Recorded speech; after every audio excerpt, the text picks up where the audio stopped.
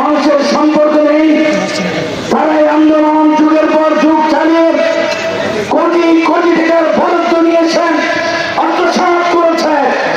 এই এলাকার স্থায়ী সমাধানের কোন ব্যবস্থা তারা করে নাই।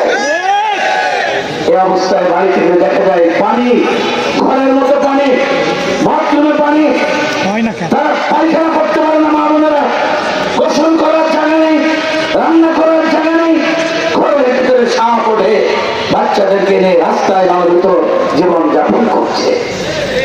আমরা সরকারকে বলতে চাই যে আপনারা যতদিন ক্ষমতা আছেন, আজকে খুশির সংবাদ, সেনাবাহিনীর দায়িত্ব নিয়ে